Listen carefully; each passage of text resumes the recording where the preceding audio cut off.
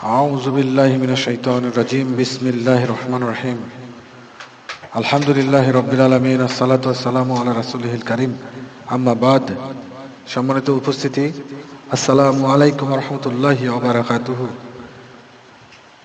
আমরা সর্বপ্রথম যেই মহান রব্বুল আলামিন আমাদেরকে এই মজলিসে বসার তৌফিক দান করেছেন, দয়া করেছেন, মায়া করেছেন, সেই মহান রব্বুল আলামিনের দরবারে কালিমাতে শুকুর আদায় করি, সকলেই বলি আলহামদুলিল্লাহ।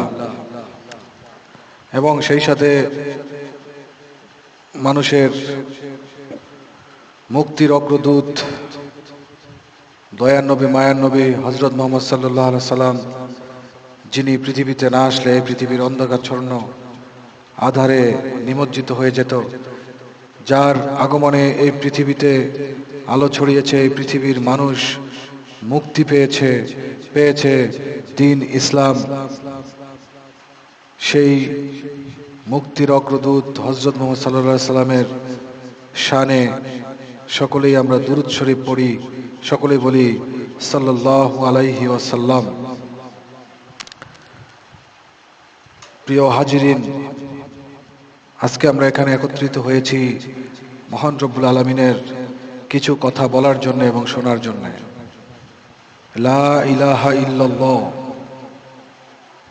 কালেমা তাওহীদ, আল্লাহ ছাড়া কোনো মাবুদ নাই। এর অর্থ আল্লাহ ছাড়া কিচ্ছু হয় না। আল্লাহ দিলে হবে, আল্লাহ না দিলে হবে না। আল্লাহ আমাকে খাওয়ালে আমি খাবো, আল্লাহ না খাওয়ালে আমি না খেয়ে থাকবো। আল্লাহ আমাকে চলার শক্তি দিলে আমি চলতে পারবো, আল্লাহ যদি আমাকে চলার শক্তি না দেয় আমি চলতে পারবো না।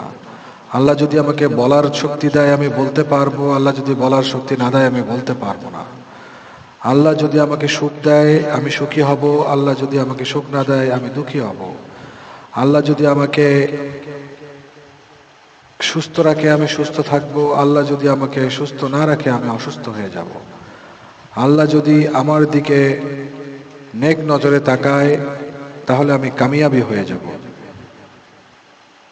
সম্মানিত হাজিরিন, মানুষের কামিয়াবি হওয়ার জন্য যেটি বেশি বা বিশেষ প্রয়োজন, যেটি একমাত্র প্রয়োজন, সেটি হচ্ছে মানুষের ঈমান।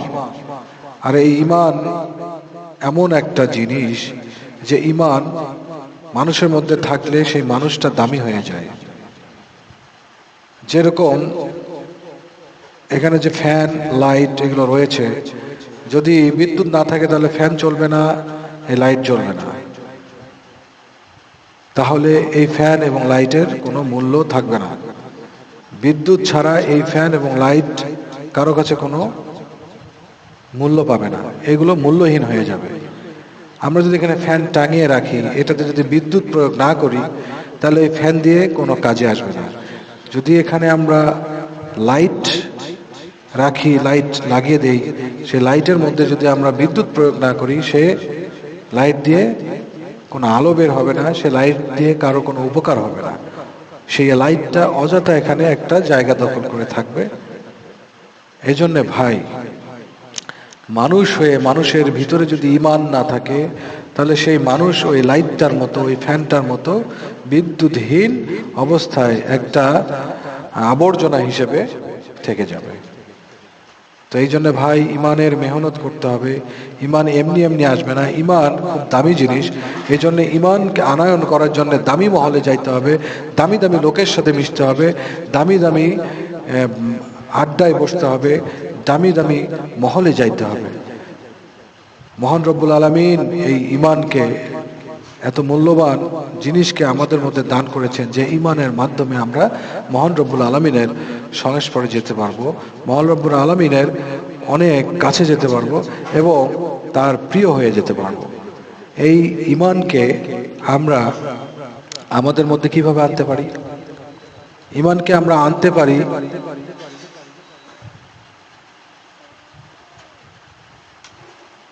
লা ইলাহা ইল্লাল্লাহু মুহাম্মাদুর রাসূলুল্লাহ সাল্লাল্লাহু আলাইহি সাল্লাম, আল্লাহ ছাড়া কোনো মাবুদ নাই, এটা আমাদের ঈমান। মুহাম্মদ রাসূলুল্লাহ সাল্লাল্লাহু আলাইহি সাল্লাম, এটা হচ্ছে আমাদের আমল। আমরা প্রথমে আমাদের ঈমানকে আনয়ন করব, লা ইলাহা ইল্লাল্লাহ, আল্লাহ ছাড়া কোনো মাবুদ নেই, আল্লাহ ছাড়া কোনো কিছু হয় না, সব কিছু আল্লাহর ইশারায় হয়, আল্লাহ ছাড়া সব কিছু অচল। এটা হচ্ছে আমাদের ঈমান। এবং মুহাম্মদ রাসূলুল্লাহ সাল্লাল্লাহু আলাইহি সাল্লাম, হযরত মুহাম্মদ সাল্লাল্লাহু আলাইহি সাল্লাম আল্লাহ তাআলার প্রেরিত রাসূল, এটাকে মানা হচ্ছে আমাদের আমল। যেরকম হযরত মুহাম্মদ সাল্লাল্লাহু আলাইহি সাল্লাম যেভাবে নামাজ আদায় করেছেন সেভাবে নামাজ আদায় করা, যেভাবে হজ করেছেন সেভাবে হজ করা, যেভাবে যা কিছু করেছেন সব কিছু সুন্নত, তার সুন্নত তরিকায় করাটাই হচ্ছে আমাদের আমল। আর এই আমাদের আমল যদি সুন্নত তরিকায় হয়ে যায়, তাহলে আমরা আমাদের ঈমানকে আমরা দামি করতে পারব। পৃথিবীতে যত নবী রাসূল এসেছেন সকলেই তাদের কওমের কাছে কালিমার দাওয়াত নিয়ে গিয়েছেন। সকলেই বলেছেন লা ইলাহা ইল্লাল্লাহ, হে মানব সকল তোমরা বলো আল্লাহ ছাড়া কোনো মাবুদ নাই, আল্লাহ ছাড়া কিছুই হয় না, আল্লাহ ছাড়া সবকিছু অচল, আল্লাহ মহান, আল্লাহ সর্বস্রষ্টা সর্বদ্রষ্টা, আল্লাহ সর্বশক্তিমান, আল্লাহর আদেশেই সবকিছু হয়, আল্লাহর নির্দেশেই সবকিছু হয়, আল্লাহ ছাড়া কোনো কিছু হয় না। আল্লাহ এই জমিন, এই আসমান, এই সব কিছু যা আমরা চোখে দেখি বা না দেখি, আল্লাহ ছাড়া সব কিছুই আল্লাহ তাআলা তৈরি করেছেন। এই পৃথিবীর নিচে, পৃথিবীর উপরে, এই যে বাতাস, এই যে আকাশ, এই যে পানি, সব কিছু আল্লাহ তাআলা তৈরি করেছেন, আল্লাহ তাআলা সৃষ্টি করেছেন। আল্লাহ ছাড়া কোনো কিছু হয়নি, আল্লাহ ছাড়া কোনো কিছু হবে না, আল্লাহ ছাড়া কোনো কিছু হয় না। আর মুহাম্মদ রাসূলুল্লাহ সাল্লাল্লাহু আলাইহি ওয়াসাল্লাম যেভাবে আমাদের মুক্তির জন্যে যেভাবে আমল করেছেন, যেই দুনিয়াতে থেকে কিভাবে মানুষ তার মুক্তির জন্যে যুদ্ধ করতে পারবে, সেটা হযরত মুহাম্মদ সাল্লাল্লাহু আলাইহি ওয়াসাল্লাম আমাদেরকে দেখিয়ে দিয়ে গিয়েছেন, আমাদেরকে বলে গিয়েছেন। তার হাদিস আমরা যদি অনুসরণ করি, কিভাবে আমি বেঁচে থাকব, কিভাবে আমি মানুষের সাথে বসবাস করব, কিভাবে আমি একটা পশুর সাথে আচরণ করব, কিভাবে আমি আল্লাহর ইবাদত করব, কিভাবে আমি নিজেকে একজন আল্লাহর প্রিয় বান্দা হিসেবে উপস্থাপন করতে পারবো, সব কিছু উনি শিখিয়ে দিয়ে গেছেন। এই জন্যে আমাদের জীবনে যদি আমরা মুহাম্মদের সুন্নাহ অনুসরণ করতে পারি, সুন্নাহ অনুযায়ী চলতে পারি, তাহলে আমাদের জীবনের প্রতিটি সেকেন্ড হবে আল্লাহ তাআলার বান্দিগি। প্রতিটি সেকেন্ড, জীবনের প্রতিটি সময় 24 ঘন্টাই আমরা আল্লাহ তাআলার ইবাদতের মধ্যে থাকতে পারবো। যেরকম আপনি ঘর থেকে কিভাবে বের হবেন, কিভাবে যখন শুয়ে থাকবেন, কিভাবে আপনি ইস্তেঞ্জা করবেন, কিভাবে আপনি আপনার খাওয়া করবেন, কিভাবে আপনি আপনার সন্তানের সাথে কথা বলবেন, কিভাবে আপনার স্ত্রীর সাথে কথা বলবেন, কিভাবে আপনি আপনার পাড়া প্রতিবেশীর সাথে কথা বলবেন, কিভাবে আপনি ব্যবসা বাণিজ্য পরিচালনা করবেন, কিভাবে আপনি চাকরি করবেন, কিভাবে আপনি হজ করবেন, কিভাবে আপনি এই যে সব সামগ্রিক সব বিষয়গুলো আপনি কিভাবে করবেন, সব কিছু হুজুর পাক সাল্লাল্লাহু আলাইহি ওয়াসাল্লামের সুন্নাহ অনুযায়ী করবেন।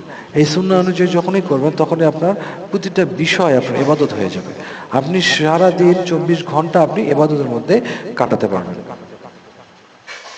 প্রিয় হাজিরিন, হযরত মুহাম্মদ সাল্লাল্লাহু আলাইহি ওয়াসাল্লাম প্রথম বদরের যুদ্ধে মুসলমানরা, সাহাবীগণ সকলেই আল্লাহকে বিশ্বাস করে, আল্লাহর উপরে ঈমান এনে লা ইলাহা ইল্লাল্লাহ এর উপরে অটল থেকে যুদ্ধ করেছে। তারা সবাই লা ইলাহা ইল্লাল্লাহ এর উপরে অটল ছিল। আল্লাহ ছাড়া কোনো মাবুদ নাই, আল্লাহ সাহায্য দানকারী, আল্লাহ সব কিছু করেন, আল্লাহ সব কিছু জানেন, এর উপরে বিশ্বাস স্থাপন করে সকলেই বদরের যুদ্ধে অংশগ্রহণ করেছিল। আর এই বদরের যুদ্ধে আল্লাহ তাআলা তাদের এই বিশ্বাসকে অটুট রেখেছিল। এই বদরের যুদ্ধে আল্লাহ তাআলা মুসলমানদেরকে বিজয় দান করেছিল। এই বদরের যুদ্ধে আল্লাহ তাআলা ফেরেশতাদেরকে পাঠিয়ে কাফের মুশরিকদেরকে পরাজিত করেছিল, মুসলমানদেরকে বিজয় দান করেছিল। এবং উহুদের যুদ্ধে মুসলমানরা লা ইলাহা ইল্লাল্লাহ মুহাম্মাদুর রাসূলুল্লাহ, এই অংশ মুহাম্মদ রাসূলুল্লাহ সাল্লাল্লাহু আলাইহি সাল্লাম, যে মুহাম্মদকে তারা অমান্য করার কারণে তারা উহুদের যুদ্ধে মাইর খেয়েছে, তারা পরাজয় বরণ করেছে। উহুদের যুদ্ধে নবী করিম সাল্লাল্লাহু আলাইহি ওয়াসাল্লাম কিছু সংখ্যক সাহাবাদেরকে বলেছিল যে তোমরা এই জায়গাটাতে অবস্থান করবা, এখান থেকে তোমরা সামনে এগোবা না। কিন্তু সাহাবারা তা করেনি, তারা ছত্রভঙ্গ হয়ে তারা সামনের দিকে শত্রুদেরকে তাড়া করেছিল। এই কথাটা অমান্য করার কারণে মুসলমানদের উপরে শত্রুপক্ষ ঝাঁপিয়ে পড়েছিল এবং এতে মুসলমানদের অনেক ক্ষয়ক্ষতি হয়েছে। মুসলমানরা অনেক মার খেয়েছে, কারো হাত কাটা গিয়েছে, কেউ শহীদ হয়েছে। এভাবে তারা নবী করিম সাল্লাল্লাহু আলাইহি ওয়াসাল্লামকে অমান্য করার কারণে তারা মার খেয়েছে। তদ্রূপ বর্তমান জামানায় মুসলমানরা নবী করিম সাল্লাল্লাহু আলাইহি ওয়াসাল্লামের সুন্নতকে ভুলে থাকার কারণে আজকে তারা মাইর খাচ্ছে। তারা লা ইলাহা ইল্লাল্লাহ, আল্লাহ ছাড়া কোনো মাবুদ নাই, এটা তারা বিশ্বাস করতেছে, এটার উপরে তারা অটল আছে। কিন্তু মুহাম্মদ রাসূলুল্লাহ সাল্লাল্লাহু আলাইহি সাল্লাম এই অংশটাতে তারা গাফলতি করতেছে।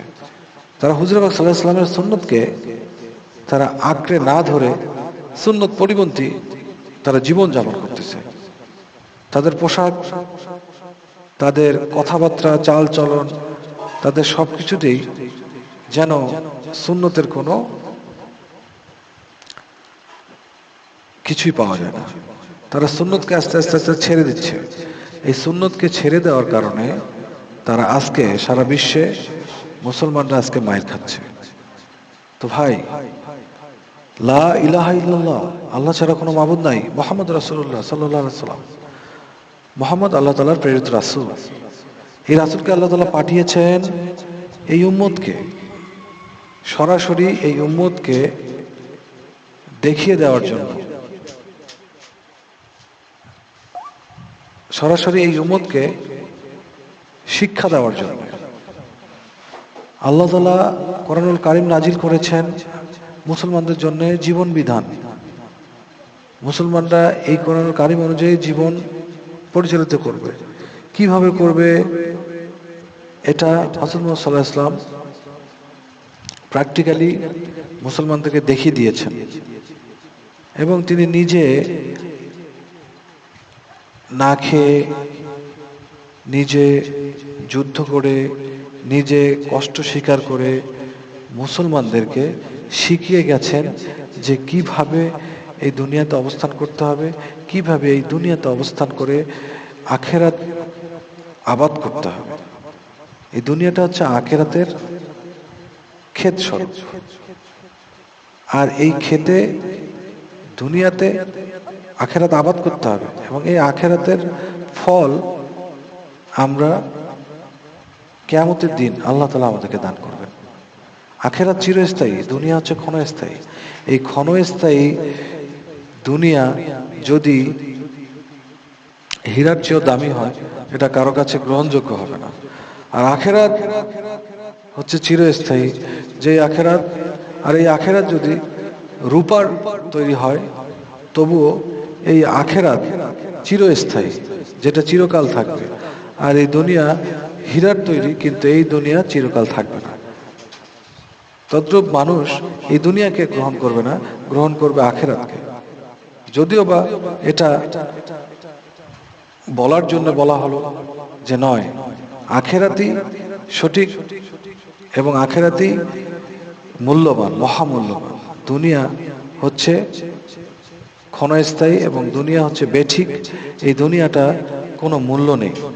আল্লাহ তাআলা একটা মাছির ডানার সমতুল্য যদি এই দুনিয়ার মূল্য আল্লাহ তাআলার কাছে থাকতো, তাহলে এই দুনিয়াতে কোনো কাফের মুশরিককে আল্লাহ তাআলা এক ঢোক বা এক চুমুক পানি খাওয়ার সময় দিতেন না। এই দুনিয়াটা হচ্ছে, হযরত মুহাম্মদ সাল্লাল্লাহু আলাইহি ওয়াসাল্লাম একদিন রাস্তা দিয়ে যাচ্ছিলেন, তার সাহাবাকে বললেন যে দেখো, এখানে একটা ছাগলের বাচ্চা মরে পড়ে আছে, এটা কি তোমরা কেউ নেবে? সবাই বললো যে না, এটা আমরা নিয়ে কি করবো, এটা তো কোনো মূল্য নেই। আল্লাহ তাআলা বলেন যে, হযরত মুহাম্মদ সাল্লাল্লাহু আলাইহি ওয়াসাল্লাম বলেন যে আল্লাহ তাআলার কাছে এই ছাগলের বাচ্চাটার চেয়েও, এই মৃত এই ছাগলটার চেয়েও এই দুনিয়ার কোনো মূল্য নেই। তাহলে এতেই বোঝা যায় যে দুনিয়া আল্লাহ তাআলার কাছে মূল্যহীন। আর এই দুনিয়াকে নিয়ে আজকে আমরা এই দুনিয়া করে দুনিয়াকে কামাই করার জন্য আমরা সবকিছু ছেড়ে দিচ্ছি। আমাদের ইমানকে আমরা ছেড়ে দিচ্ছি, আমাদের সবকিছু আমরা ছেড়ে দিচ্ছি এই দুনিয়া, সামান্য এই দুনিয়াকে কামাই করার জন্য। মহান রব্বুল আলামিন আমাদেরকে এই দুনিয়াতে পাঠিয়েছেন আখিরাত কামাই করার জন্য। এই দুনিয়াতে পাঠিয়েছেন আমাদেরকে শুদ্ধ হওয়ার জন্য, আমাদেরকে বিশুদ্ধ হওয়ার জন্য, পরিশুদ্ধ হওয়ার জন্য। এই দুনিয়াতে এসে যদি আমরা পরিশুদ্ধ না হয়ে, বিশুদ্ধ না হয়ে আমরা যদি আরো নোংরা হয়ে যাই, তাহলে আমরা আখিরাতে, জান্নাতে আমাদের স্থান হবে না। আমাদের স্থান হবে দোজখে, আমাদের স্থান হবে আগুনে। প্রিয় হাজিরিন, অনেক কথা বলা হলো। এই কথাগুলোর ফাঁকে আপনারা হয়তোবা চিন্তা করেছেন আমরা সবাই একদিন মরে যাব। আমাদের দাদা দাদি, নানা নারী, পূর্বপুরুষগণ মরে গেছে, তারা এই দুনিয়াতে ছিল, এখন নেই। আমরা এই দুনিয়াতে আছি, এখন থাকবো না। এই দুনিয়াটা হচ্ছে একটা ট্রেনের মতো। এই দুনিয়াটা হচ্ছে একটা চলন্ত ট্রেনের মতো, যেই ট্রেন তার 3টা স্টেশন রয়েছে। প্রথম হচ্ছে আমাদের মায়ের গর্ভে, দ্বিতীয় হচ্ছে মায়ের গর্ভ থেকে এই দুনিয়া, তৃতীয় হচ্ছে এই দুনিয়া থেকে কবর। এই 3টে স্টেশন, দুনিয়ার সব কাহিনী শেষ। এরপরে শুরু হবে আখেরাত, অনন্তকালের আখেরাত, যেখানে জান্নাত আর জাহান্নাম। কেউ যাবে জাহান্নাম, কেউ যাবে জান্নাত। চিরস্থায়ী জান্নাত, চিরস্থায়ী জাহান্নাম। কর্মফল দিবস, কিয়ামতের দিন, এখানেই হিসাব হবে, কে জান্নাতে যাবে, কে জাহান্নামে যাবে। যে জান্নাতে যাবে সে জান্নাত, চিরস্থায়ী জান্নাতে। যে জাহান্নামে যাবে সে জাহান্নামে। তো ভাইরা, আমরা সবাই জান্নাতে যেতে চাই। জান্নাতে যেতে আমাদের চেষ্টা, আমাদের প্রচেষ্টা, আমাদের সবকিছুই জীবন উৎসর্গ করে হলেও আমাদেরকে ঈমান রক্ষা করতে হবে। একটা মানুষ যখন অসুস্থ হয়ে যায় তখন সে দুর্বল হয়ে যায়। একটা মানুষ যখন জন্ম নেয় তখন তার শরীরের মাংসগুলো নরম থাকে, চামড়া নরম থাকে, সুন্দর কোমল থাকে। এরপর আস্তে আস্তে বড় হয়, চামড়া আবার শক্ত হয়ে যায়, মানুষের গায়ের মাংস শক্ত হয়ে যায়। এভাবে আস্তে আস্তে তার দাড়ি পেকে যায়, তার দাঁত পড়ে যায়, তার চুল পেকে যায়, চুল পড়ে যায়। এভাবে যখন সে একটা বয়স হয়ে যায় তখন সে নিজেই বুঝতে পারে যে আমি মৃত্যুর দিকে চলে যাচ্ছি। এটা তো একটা সিস্টেম। কিন্তু যারা হঠাৎ করে মরে যায়, বয়স হওয়ার আগেই মরে যায়, ছোট থাকতে মরে যায়, মায়ের পেটে থাকতেই মরে যায়, মায়ের পেট থেকে ভূমিষ্ঠ হতে পারে না। কিন্তু আমরা আজকে চিন্তা করে দেখেন, আমরা আজকে দুনিয়াতে, আমরা তো ওই মায়ের পেটে থাকতে মরে যেতে পারতাম, কিন্তু আল্লাহ তাআলা আমাদেরকে দুনিয়াতে প্রেরণ করেছেন। দুনিয়াতে আমরা আছি, কত বছরের দুনিয়াতে কেটে গেছে, কত বছরের দুনিয়াতে আমরা কাটিয়েছি, কত ভালো মন্দ কাজ করেছি, আল্লাহ মালুম। তো ভাই, আমরা কি পারি না যে এই যে আমরা তো ওই যে ছোট বাচ্চা যে পেটে থাকতেই মরে গেছে, আমরা তার মতো মরে যেতাম, কিন্তু আমরা দুনিয়াতে তো এসেছি, দুনিয়াতে অনেক কিছু করেছি। তা আমরা এই জন্যে এই দুনিয়ার থেকে আখেরাতকে কামাই করার জন্য আমরা আল্লাহর দেওয়া জান, আল্লাহর দেওয়া মাল, আল্লাহর দেওয়া সময়কে কাজে লাগিয়ে আমরা দিনের উপরে অটল থেকে আমাদের ঈমানকে শক্তিশালী করা, এটা আমাদের সকলের পক্ষে দায়িত্ব, আমাদের সকলের দায়িত্ব, আমাদের সকলের জন্য এটা উচিত।